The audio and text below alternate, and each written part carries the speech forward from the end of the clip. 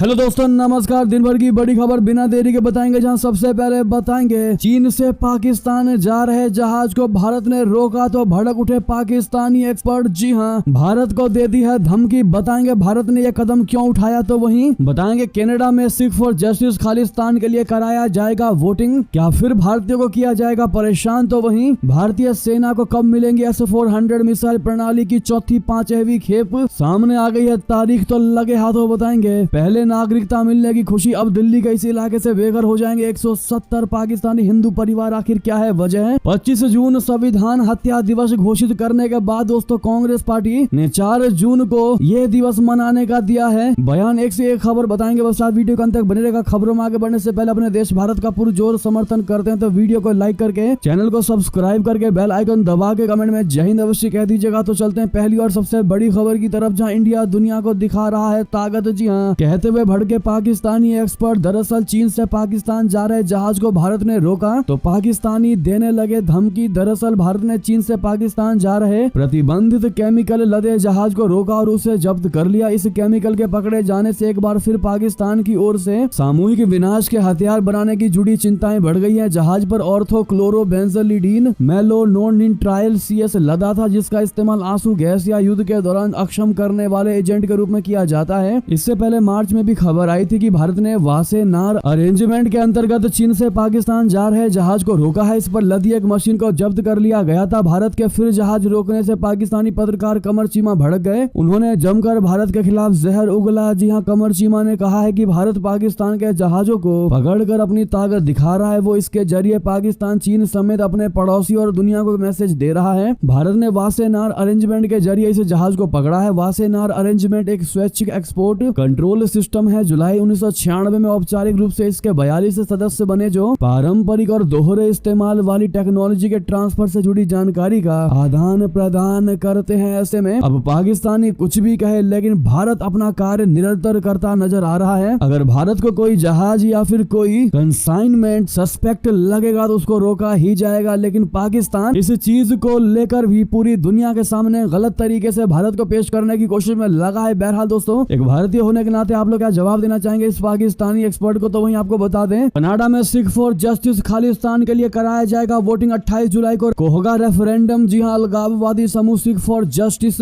यानी SFJ ने घोषणा किया है कि वो इस महीने के अंत में कनाडा अल्बर्टा प्रांत के कैलगरी में एक सरकारी जगह पर खालिस्तान के अगले चरण के रेफरेंडम का आयोजन करेगा। SFJ की तरफ से खालिस्तानी आतंकी गुरपतवंत सिंह पन्नू ने गुरुवार को घोषणा की है। पन्नू ने कहा है कि 28 जुलाई को होने वाले रेफरेंडम में हजारों की संख्या में खालिस्तान समर्थक सिखों के शामिल होने की उम्मीद है। वो इससे पहले भी इस तरह के रेफरेंडम का आयोजन करवा चुका है। इससे पहले सितंबर 2022 में भी कनाडा में सरकारी जगह पर इसका आयोजन किया गया था। हालांकि कैलगरी म्यूनिसिपल कॉम्प्लेक्स, एट्रियम और प्लाजा की साइट पर कोई इवेंट लिस्टिंग नहीं है। एट्रियम की लिस्टिंग खाली है, जबकि प्लाजा की लिस्टिंग में दिखाया गया है कि ये उस दिन कुछ काम करने के लिए बंद है। कैलगरी में इंडो कैनेडियन मेयर ज्योति गोंडेक स्थानीय सरकार का प्रतिनिधित्व कर रही है। रेफरेंडम के लिए एक फ्लायर में कहा गया है कि बैलेट पेपर प्राप्त करने के लिए व्यक्ति को कनाडा में रहने वाला सिख होना चाहिए और उसकी उम्र 18 वर्ष से अधिक होनी चाहिए। इसके अलावा उसके पास वैध ID भी होनी चाहिए। ऐसे में सबसे बड़ा सवाल यही उठ रहा है कि लगातार कनाडा में खालिस्तानी जो एक्टिव हो रहे हैं और वो रेफरेंडम करवा रहे हैं, एकजुट हो रहे हैं और खालिस्तान के लिए सिख फॉर जस्टिस जिस प्रकार से वोटिंग करवा रहा है, ये कहीं ना कहीं हर भारतीयों के लिए एक बहुत बड़ा खतरा साबित हो सकता है। जबकि इसके बावजूद जस्टिन ट्रूडो इन खालिस्तानियों पर कोई एक्शन नहीं ले रहा, क्योंकि जस्टिन ट्रूडो के लिए ये वोट बैंक है। इन पर अगर एक्शन ले लेगा तो ट्रूडो कहीं के नहीं रहने वाले और यही सबसे बड़ी वजह है कि ट्रूडो इनको सपोर्ट करता है। तो वहीं दोस्तों आपकी क्या राय होगी? साथ ही साथ बता दें, भारतीय सेना को कब मिलेंगी S-400 मिसाइल प्रणाली की चौथी 5वीं खेप? सामने आ गई तारीख। आपको बता दें, भारतीय प्रधानमंत्री नरेंद्र मोदी जी के रशिया दौरे से दोनों देशों के संबंधों को एक नई मजबूती हाथ लगी है। दोनों देशों के संबंध पहले से ही काफी मजबूत रहे हैं। PM मोदी और रशिया के राष्ट्रपति की दोस्ती के चलते इनमें नई ऊर्जा आई है। इसी बीच भारत ने रशिया से S-400 वायु रक्षा मिसाइल प्रणाली की डिलीवरी में तेजी लाने और उसे आगे बढ़ाने के लिए कहा है। रूसी अधिकारियों ने भारत को बताया है कि वे यूक्रेन के साथ चल रहे संघर्ष के कारण होने वाली देरी के चलते मार्च 2026 और अक्टूबर 2026 तक अत्यधिक सक्षम प्रणाली के चौथे और 5वें स्क्वाड्रन को भारत को सौंपने में सक्षम होंगे। जी हां, भारत ने 400 से अधिक किलोमीटर तक के लक्ष्यों को भेदने की क्षमता वाले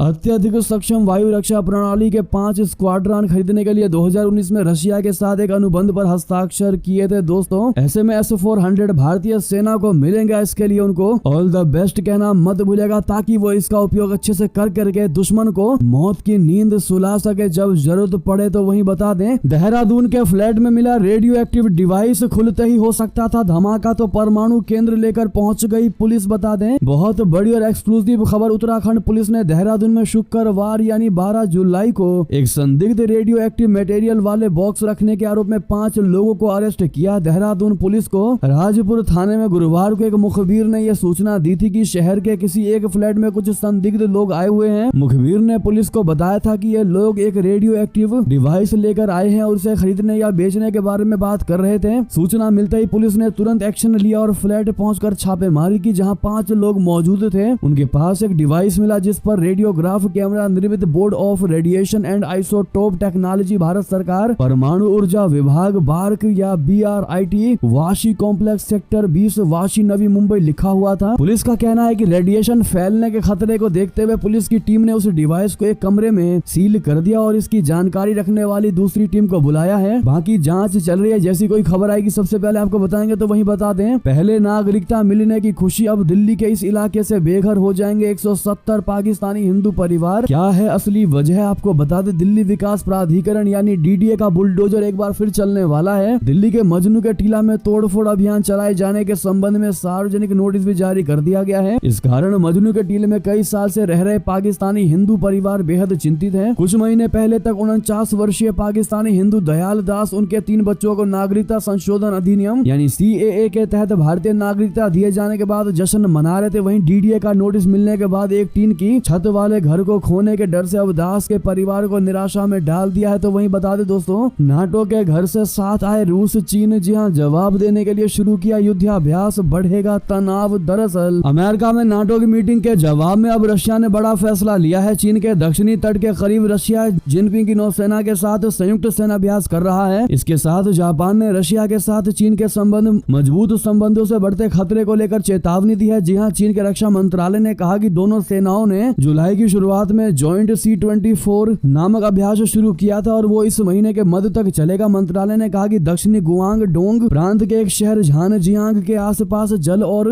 हवाई क्षेत्र में समुद्री सुरक्षा से जुड़े खतरों से संयुक्त रूप से निपटने का प्रदर्शन दोनों पक्ष करेंगे। बयान में कहा गया है कि यह अभ्यास नए युग के लिए चीन रशिया के बीच समन्वय की व्यापक रणनीतिक साझेदारी को और गहरा करेगा। तो वहीं आपको बता दें, नेपाल में सरकार गिरने से एक दिन पहले बहुत बड़ा खेला कर गए प्रचंड। चीन की हुई बल्ले बल्ले, भारत की बढ़ गई लेकिन टेंशन। बता दें, नेपाल के प्रधानमंत्री पुष्प कमल दहल प्रचंड ने संसद में विश्वास मत पेश किए जाने से एक दिन पहले बीजिंग की महत्वाकांक्षी बेल्ट एंड रोड इनिशिएटिव के तहत हिमालय राष्ट्र को चीन के साथ रेल द्वारा जोड़ने के लिए एक समझौते को मंजूरी दी। सरकारी सूत्रों के हवाले से माय रिपब्लिका समाचार पोर्टल ने कहा कि इस निर्णय का राजनीतिक महत्व से अधिक परिचालनात्मक महत्व है और ये चीन की अरबों डॉलर की आधारभूत परियोजनाओं में नेपाल की भागीदारी के अनुरूप है। यानी कि दोस्तों, PM प्रचंड को जाना ही था, लेकिन जाते जाते वो चाइना को बहुत बड़ी चीज दे गए। इस पर आपकी क्या राय होगी, लेकिन आपको बता दें, नेपाल में प्रचंड की गिरी सरकार तो पुष्प कमल दहल ने खोया अपना विश्वास मत। अब KP शर्मा होंगे क्या नेपाल के अगले प्रधानमंत्री। आपको बता दें, नेपाल के प्रधानमंत्री पुष्प कमल दहल प्रचंड ने शुक्रवार को विश्वास मत खो दिया, जिसके कारण उनकी 1.5 साल पुरानी सरकार गिर गई। दरअसल 69 वर्षीय प्रचंड ने अपने गठबंधन सहयोगी नेपाल कम्युनिस्ट पार्टी द्वारा 3 जुलाई को पाकिस्तान से अपना समर्थन वापस लेने के बाद विश्वास मत की मंशा मांग की गई थी। शुक्रवार को मतदान के बाद स्पीकर देवराज घिमिरे ने घोषणा की है कि उपस्थिति 258 सांसदों में से 63 ने प्रधानमंत्री के पक्ष में मतदान किया, जबकि 194 ने उनके खिलाफ मतदान किया। एक सांसद ने मतदान में भाग नहीं लिया। 275 सदस्यों वाली संसद में बहुमत साबित करने के लिए 138 वोटों की आवश्यकता होती है। लेकिन अब ये कयास लगाए जा रहे हैं कि KP शर्मा ओली फिर से नेपाल के नए प्रधानमंत्री बन सकते हैं। आप क्या कहना चाहते दोस्तों, आपकी क्या राय होगी, कमेंट में लिखकर अवश्य बताइएगा। तो वहीं आपको बता दें, PM मोदी ने कहा संविधान हत्या दिवस ये याद दिलाएगा कि जब संविधान को रौंदा गया था तो क्या हुआ था। जी हाँ दोस्तों, बता दें, प्रधानमंत्री नरेंद्र मोदी जी ने शुक्रवार को कहा कि 25 जून को संविधान हत्या दिवस के रूप में मनाया जाना इस बात की याद दिलाएगा कि जब संविधान को रौंदा गया था तो क्या हुआ था। मोदी जी ने एक्स पर कहा कि ये उस प्रत्येक व्यक्ति को श्रद्धांजलि अर्पित करने का भी दिन है जिसने आपातकाल की जातियों के कारण कष्ट झेले और जो कांग्रेस कांग्रेस द्वारा लाया गया भारतीय इतिहास का काला दौर था। आप पीएम मोदी जी का ये ट्वीट देख पा रहे होंगे दोस्तों, जिसमें क्लियर लिखा है, जो हमने आपको बताया, सरकार ने आपातकाल की अवधि के दौरान अमानवीय पीड़ा झेलने वालों के व्यापक योगदान को याद करने के लिए 25 जून को संविधान हत्या दिवस के रूप में मनाने का फैसला किया है। तो वहीं आपको बता दें, प्रधानमंत्री और केंद्रीय गृह मंत्री अमित शाह जी के संविधान हत्या दिवस वाले पॉइंट पर बयान देने के बाद अब कांग्रेस ने भी एक दिवस निकाल दिया है दोस्तों। कांग्रेस 4 जून को मनाएगी मोदी मुक्ति दिवस। आखिर विपक्ष ने क्या क्या कहा आपको बता दें। केंद्र की नरेंद्र मोदी सरकार ने 25 जून को संविधान हत्या दिवस मनाने का निर्णय लिया है। इसको लेकर सरकार की तरफ से नोटिफिकेशन भी जारी कर दिया गया है। तो वहीं केंद्र सरकार के इस फैसले के खिलाफ कांग्रेस सहित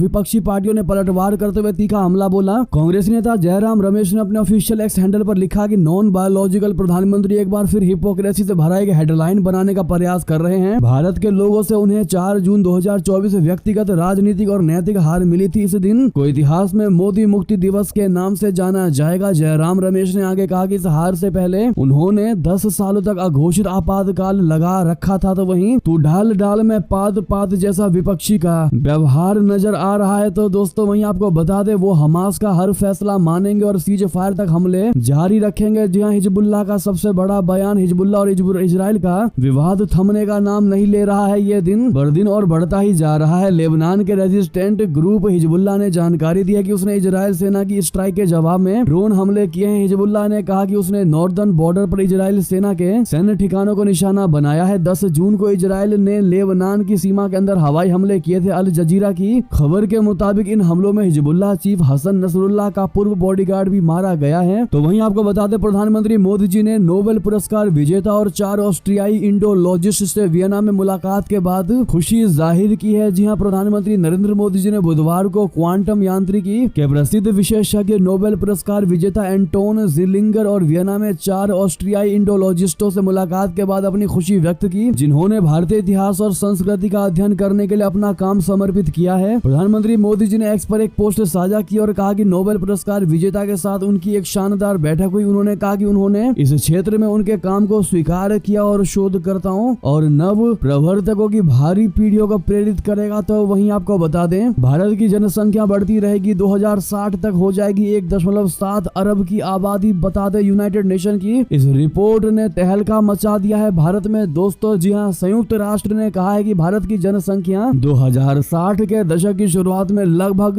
1.7 अरब तक पहुंच जाने का अनुमान है और इसके बाद इसमें 12% की कमी आएगी। लेकिन इसके बावजूद ये पूरी शताब्दी के दौरान विश्व में सबसे अधिक आबादी वाला देश बना रहेगा। बृहस्पतिवार को यहाँ जारी वर्ल्ड पॉपुलेशन प्रोस्पेक्ट्स 2024 रिपोर्ट में देखा गया है कि आने वाले 50 से 60 वर्षों के दौरान दुनिया की जनसंख्या में कितनी वृद्धि जारी रखने का अनुमान है। जी हाँ दोस्तों, जिस प्रकार से यूनाइटेड नेशन ने ये खुलासा किया है रिपोर्ट में, भारत को वाकई में चौंका दिया है, क्योंकि इतनी ज्यादा जनसंख्या आप समझ सकते हैं कि अभी बड़े बड़े शहरों में पैर रखने तक की जगह नहीं होती और जब 1.7 अरब आबादी हो जाएगी तब की क्या स्थिति होगी। तो वहीं आपको बता दे, पाकिस्तान पहुंच कश्मीर कश्मीर चिल्लाए अजरबैजानी राष्ट्रपति, यूएनएससी प्रस्ताव का अलापा राग, आर्मेनिया भारत की दोस्ती से चिढ़े अजरबैजानी राष्ट्रपति। बता दे, पाकिस्तान की आधिकारिक यात्रा पर पहुंचे अजरबैजान के राष्ट्रपति इल्हाम अलीयेव ने एक बार फिर कश्मीर का राग अलापा है। उन्होंने कश्मीर मुद्दे पर पाकिस्तान के रुख का समर्थन किया और संयुक्त राष्ट्र सुरक्षा परिषद के प्रस्तावों की बात की। इस दौरान उन्होंने भारत का बिना नाम लिए आरोप लगाया कि कश्मीरियों के अधिकारों का अनदेखी और उल्लंघन हो रहा है। दोस्तों, ये पहली बार नहीं है जब अलीयेव ने कश्मीर पर पाकिस्तान का समर्थन किया है। हालांकि हर बार भारत ने अजरबैजान को करारा जवाब देकर उसकी बोलती बंद कर दी है। माना यह जा रहा है कि अलीयेव भारत आर्मेनिया दोस्ती से चिढ़ा हुआ है और इसीलिए ही पाकिस्तान पहुंच कश्मीर मुद्दा उठा रहा है। अब ऐसे में आपकी राय, आपका जवाब तो बनता ही है, लेकिन भारत हमेशा अपने फायदे के लिए कार्य करता, उसको कोई फर्क नहीं पड़ता कि भारत का दुश्मन उसके लिए क्या सोचेगा। तो वहीं आपको बता दे, सऊदी अरबिया, यूनाइटेड अरब अमीरात, दुनिया भर में फैले पाकिस्तानी भिखारी 3.8 करोड़ पेशेवर हर साल कमा रहे 42 अरब डॉलर हुआ बड़ा खुलासा। जी हाँ, पाकिस्तान सरकार के सामने दूसरे देशों में जाकर भीख मांग रहे नागरिक एक बड़ी समस्या बन रहे हैं। वैश्विक स्तर पर देश की छवि को होने वाले नुकसान को कम करने के लिए पाकिस्तान सरकार ने करीब 2000 ऐसे लोगों का पासपोर्ट सस्पेंड कर दिया है जो विदेशों में जाकर भिखारी बन गए हैं। ये लोग धार्मिक गतिविधि और तीर्थ यात्रा की बातें कहकर सऊदी अरबिया, इराक और ईरान जैसे देशों में जाते हैं और वहाँ भीख मांगने लगे। सरकार ने ऐसे लोगों के पासपोर्ट पर 7 साल का प्रतिबंध लगाने का ऐलान करते हुए कहा कि इस तरह की हरकत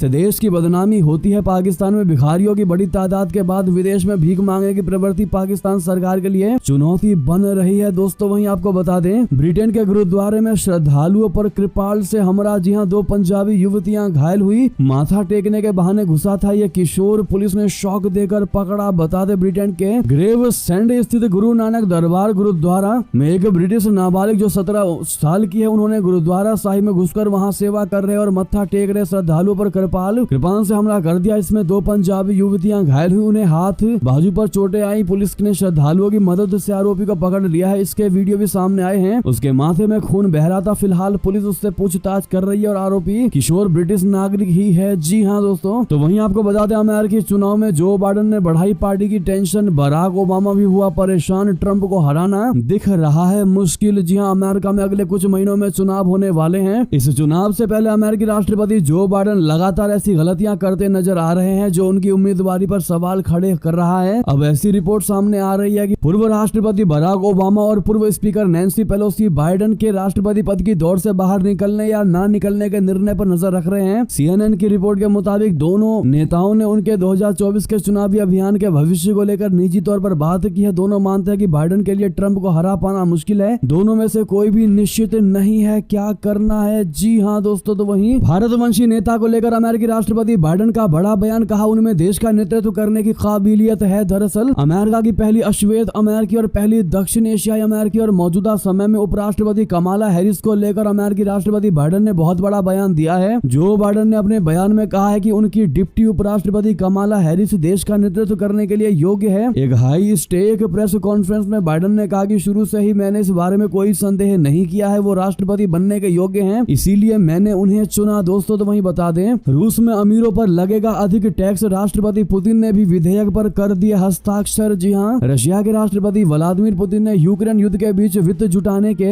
इरादे से अमीरों पर अत्यधिक आयकर लगाने वाले विधेयक पर शुक्रवार को हस्ताक्षर कर दिए। पुतिन की अनुशंसा मिलते ही ये विधेयक कानूनी रूप ले चुका है। पुतिन के हस्ताक्षर के बाद अब अमीरों पर ज्यादा कर लगाने का रास्ता साफ हो गया है, ज्यादा टैक्स लगाने का रास्ता साफ हो गया है। इस कानून में 24 लाख रूबल यानी 27,500 तक की आय पर 13% पर कर लगने का प्रावधान किया गया है, लेकिन उससे अधिक आय पर कर की दर बढ़ती जाएगी। 5 करोड़ रूबल यानी 5,73,000 रुपए से अधिक आय के लिए अधिकतम दर 22% होगी। दोस्तों तो वहीं बता दें, नेपाल में भीषण हादसा, त्रिशूल नदी में बह गई यात्रियों से भरी 2 बस, 60 यात्री अभी भी लापता। दरअसल नेपाल में भारी बारिश के चलते कहीं बाढ़ तो कहीं लैंडस्लाइड की वजह से हाहाकार मची। ऐसे में नारायणगढ़ मुगरीन सड़क पर काठमांडू जा रही 2 बसें भूस्खलन की चपेट में आने से त्रिशूल नदी में बह गई, जिससे बस में सवार करीब 60 यात्री अभी लापता हो गए क्योंकि पानी का बहाव तेज होने के कारण बसें बहती चली गई। तो वहीं पाकिस्तानी पीएम शरीफ को सुप्रीम कोर्ट में तगड़ा झटका, गैर मुस्लिम और आरक्षित सीटों पर ईसी का फैसला हुआ रद्द। इमरान खान की बहुत बड़ी जीत, जेल में बंद पाकिस्तान के पूर्व प्रधानमंत्री इमरान खान को शुक्रवार को तब बड़ी कानूनी जीत मिली जब उच्चतम न्यायालय ने फैसला दिया कि उनकी पाकिस्तान तहरीक-ए-इंसाफ पार्टी संसद और प्रांतीय विधानसभाओं में महिलाओं एवं अल्पसंख्यकों के खिलाफ आरक्षित सीटें अनुपातिक आधार पर प्राप्त करने की अर्हता रखती है। सुन्नी इत्तेहाद काउंसिल ने नेशनल असेंबली और प्रांतीय असेंबली में आरक्षित सीटों में उसे हिस्सेदारी न देने के पाकिस्तान निर्वाचन आयोग के फैसले को बहाल रखने के पेशावर उच्च न्यायालय के आदेश को